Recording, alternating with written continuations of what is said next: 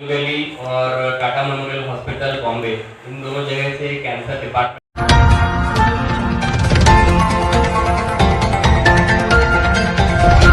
नमस्कार, मेरा नाम डॉक्टर वैभव चौधरी है। मैं एक मेडिकल ऑन्कोलॉजिस्ट हूँ। वोकाट हॉस्पिटल नागपुर में मैं कार्यरत हूँ।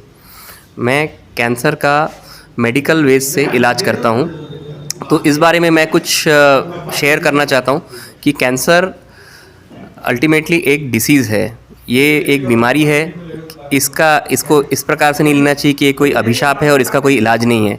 कैंसर की इलाज इतना ज़्यादा अभी एडवांस हो गया है कि हम शुरुआत करते हैं कैंसर के डायग्नोसिस से। डायग्नोसिस बहुत ज़्यादा होने लगा है क्योंकि हम लोग स्क्रीनिंग पे बहुत ज़्यादा जोर दे रहे हैं। और कोई भी पेशेंट आजकल डॉक्टर के पास सिम्टम को लेकर आता है तो एक पर्सपेक्टिव ये देखा जाता है कि कहीं इसे कैंसर तो नहीं है। उससे रिलेटेड जो सिम्टम्स हैं उस पर ध्यान दे करके जाँच की जाती है।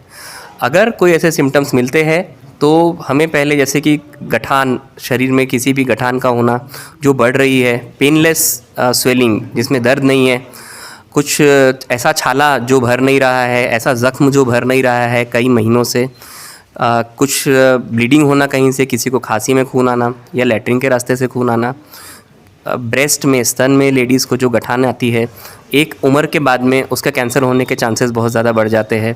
तो ये सारे लक्षण होते हैं। ऐसे लक्षणों को नज़रअंदाज नहीं करना चाहिए और डॉक्टर के पास में तब के तब जाना चाहिए।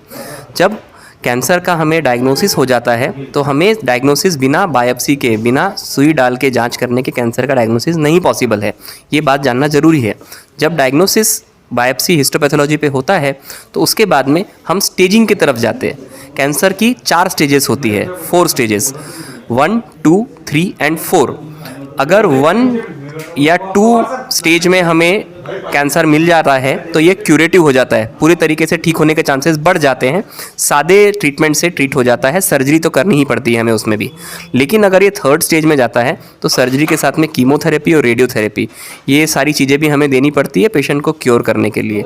अनफॉर्चुनेटली 4th स्टेज, जो लास्ट स्टेज मानी जाती है, अगर यहाँ पेशेंट पहुँच जाता है, यहाँ कैंसर पहुँच जाता है लास्ट 4th स्टेज में, तो पेशेंट क्योर नहीं होता। लेकिन जो नई थेरेपी आई है, कीमोथेरेपी, टारगेटेड थेरेपी, इम्यूनोथेरेपी, इससे सालों साल पेशेंट एक नॉर्मल लाइफ जी सकता है स्टेज 4 में होने के बावजूद भी।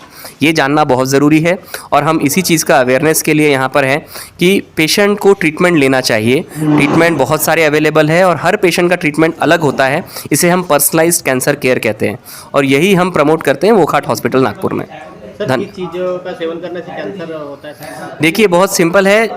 गुटखा, तंबाकू, सुपारी, इवन इसको हम बहुत ज़्यादा सेवन करते हैं तो मुंह के कैंसर होने के चांसेस बहुत ज़्यादा होते हैं। अगर हम स्मोकिंग बहुत ज़्यादा करते हैं तो उससे ना सिर्फ फेफड़ों का बल्कि जो हमारा वॉइस बॉक्स होता है, लैरिंग्स का कैंसर, किडनी का कैंसर, यूरिनरी ब्लैडर का कैंसर, ये सारे कैंसर होने के चांसेस बढ़ जाते हैं। बहुत सारे जो पैकेज फूड स्टफ़ रहता है, जो उस तरीके का, यानी प्रिजर्वेटिव्स जिसमें ज़्यादा रहते हैं, जैसे कुछ लोग कैंड फूड खाते हैं, जैसे मीट वगैरह रहता है, फ़िश रहती है, ये कैन करके रखते हैं। वो प्रिजर्वेटिव्स एक्चुअली कैंसर कॉज करने की ताकत रखते हैं। पेस्टिसाइड्स जो बहुत ज़्यादा यूज़ में है, इंसेक्टिसाइड्स यूज़ में हैं, वो भी कैंसर कारक होते हैं।